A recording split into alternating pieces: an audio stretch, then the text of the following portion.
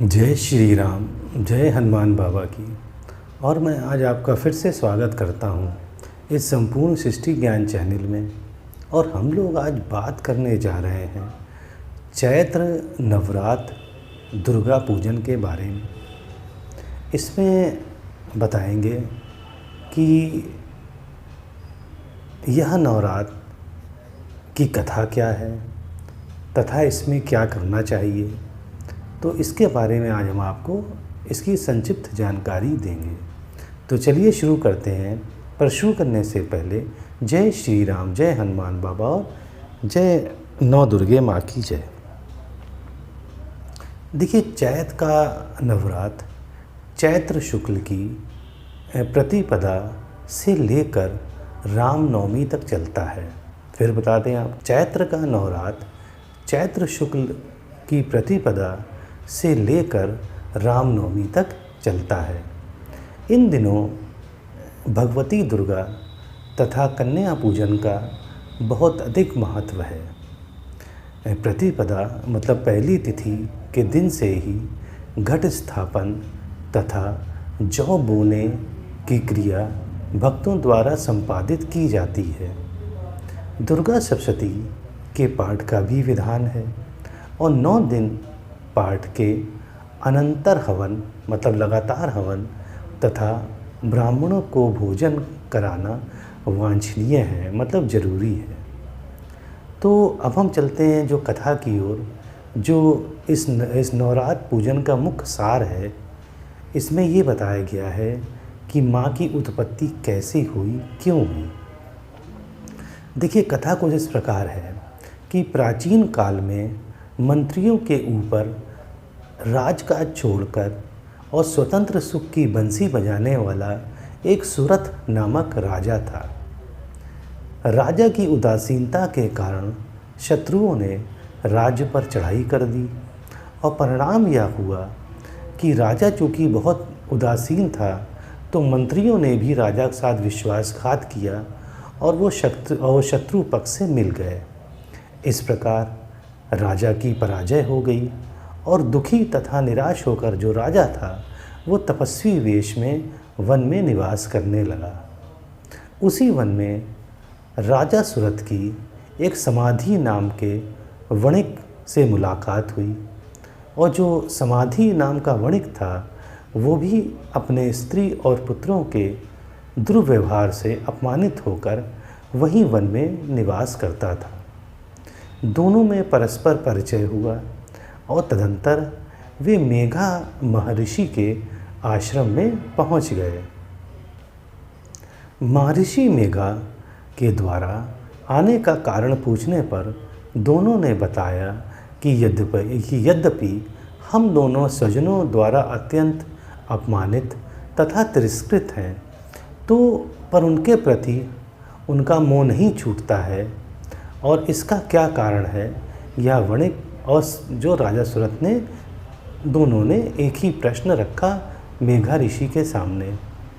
तो महर्षि मेघा ने उन्हें उपदेश दिया कि मन देखो शक्ति के अधीन होता है और आदि शक्ति भगवती के 2 रूप हैं। पहला रूप है विद्या का और दूसरा रूप है अविद्या का।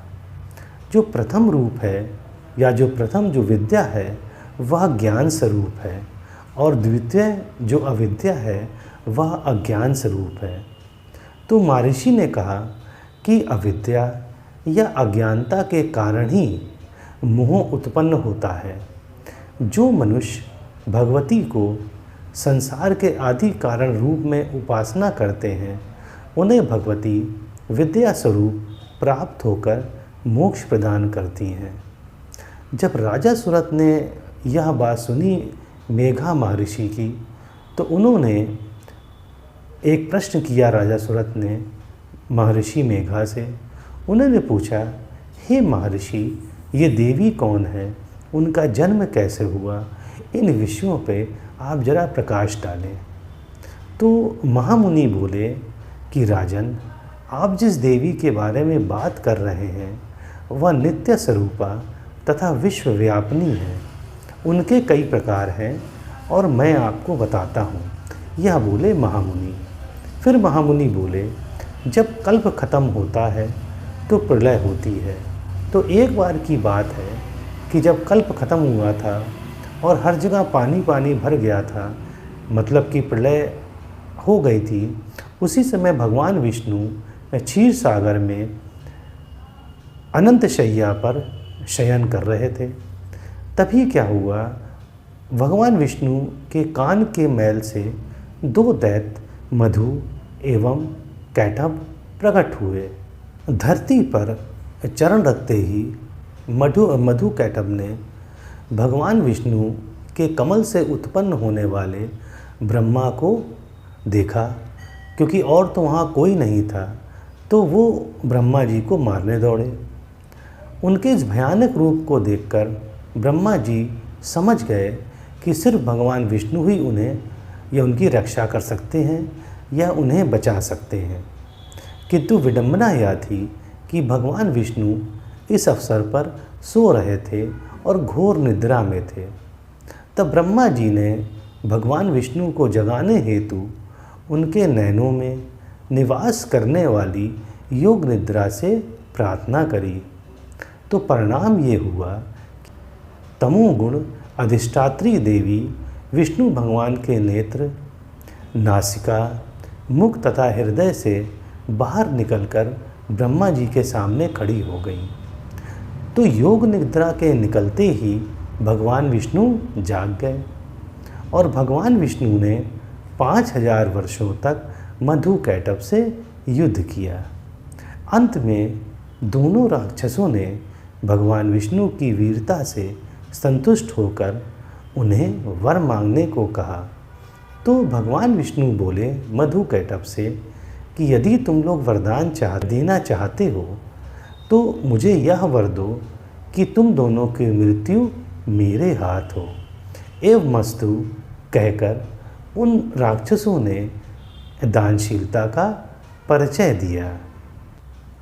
अब चूँकि दोनों राक्षस मधु और कैटभ भगवान विष्णु को अपने ही को मारने का वर दे चुके थे, तो भगवान विष्णु ने दोनों राक्षस मधु और कैटभ को मार दिया। फिर ऋषि बोले कि अब ब्रह्मा जी की स्तुति से उत्पन्न महामाया देवी की वीरता तथा प्रभाव का वर्णन करता हूँ, ध्यान पूर्वक सुनो। अब महर्षि बताएंगे कि क्या जो योग माया थी या जो महामाया देवी जो भगवान विष्णु के नासिका या नयन से निकली थी, उनका क्या परिचय है, ये बताएंगे अब मेघा महर्षि। उन्होंने बताया मेघा महर्षि ने कि एक बार देवराज इंद्र और महिषासुर में 100 वर्षों तक घोर युद्ध हुआ। इंद्र हार गए और महिषासुर इंद्रलोक का राजा बन बैठा। सभी देवतागण भगवान विष्णु, महेश और ब्रह्मा जी के पास पहुँचे और उन्हें बताया कि वे धरती पर रह रहे हैं, कि देवता लोग धरती पर रह रहे हैं और इंद्र और अन्य देवताओं को महिषासुर ने बंधक बना लिया है और सभी देवताओं को उस स्वर्ग से निकाल दिया गया है। तो भगवान विष्णु, ब्रह्मा, महेश के क्रोध से जो तेज निकला वो देवताओं का तेज भी उसमें मिल गया और उससे जो तेज से एक देवी के रूप में परिवर्तित हो गया। अब ये देवी चूँकि सबके तेज से उनकी शक्ति थी देवी माँ की, क्योंकि उनमें तेज ब्रह्मा, विष्णु, महेश सभी देवताओं का तेज या शक्ति उनमें मिल गई थी। तो जब देवी उत्पन्न हुई इन्हीं सब तेजों से, तो ब्रह्मा, विष्णु, महेश और सभी देवताओं ने उनको अपने अस्त्र शस्त्र प्रदान किए। भगवान सूर्य ने भी अस्त्र शस्त्र प्रदान किया अपना, और आखिरी में देवी तैयार हो गई अब महिषासुर से युद्ध करने के लिए। जब महिषासुर ने देखा ऐसा माँ का प्रचंड रूप, तो वो समझ गया कि लगता है उसका अंत है। तो महिषासुर ने देवी को देखा तो उसने कहा, अपने सेना से कहा कि इस देवी को मार डालो। जैसे ही सब राक्षसों की सेना माँ के पास पहुँची तो माँ ने एक ही झटके में उन सभी को समाप्त कर दिया और फिर युद्ध शुरू हुआ महिषासुर और माँ में। कई हजार वर्षों तक युद्ध चलता रहा। आखिरी में उन देवी माँ ने उस महिषासुर को मार दिया। तो मेघा ऋषि बोले कि देखो, तुमको बताया मैंने कि इस प्रकार से देवी उत्पन्न हुई और क्यों उत्पन्न हुई, और उन्होंने महिषासुर का वध किया। और इन्हीं देवी की विभिन्न स्वरूप की पूजा करी जाती है नवरात्र में। और उन्होंने ये कहा कि अगर आप उपासना करोगे देवी माँ की तो आप जो है अपनी इस परेशानी से निकल जाओगे। तो जब राजा सूरत ने यह सुना और जो वणिक था उसने यह सुना, तो उन्होंने जाकर नदी के किनारे माँ की उपासना करने लगे। तो उन्होंने माँ की उपासना बहुत वर्षों तक की और आखिरी में देवी माँ प्रसन्न हो गई और माँ उन्हें विद्या स्वरूप मिली। जब माँ दोनों को विद्या स्वरूप मिली तब उनकी अज्ञानता हट गई और सूरत जो राजा थे वो फिर से अपने राज में चले गए और उन्होंने वो राज छुड़ा लिया शत्रुओं से। और जो वणिक था वो आत्मचिंतन करने में लग गया और वहीं पर वो तपस्वी बन गया। तो महर्षि मेघा ने यह बताया राजा सूरत और वणिक को कि देखो, देवी माँ की उपासना से देवी माँ तुम्हें विद्या स्वरूप मिलेंगी और विद्या स्वरूप मिलेंगी तभी तुम्हारे मोह का अंत होगा, और नहीं तो तुम इसी मोह जंजाल में फंसे रहोगे, क्योंकि देवी माँ तुम्हारे पास रहेंगी परंतु अविद्या स्वरूप में रहेंगी। तो देखिए, ये कथा थी जो मैंने आपको बताई। उम्मीद है आपको अच्छा लगा होगा और समझ में आया होगा। अच्छा लगता है तो सब्सक्राइब करिएगा। अब मुझे आज्ञा दीजिए। जय श्री राम, जय हनुमान बाबा और जय माँ की जय।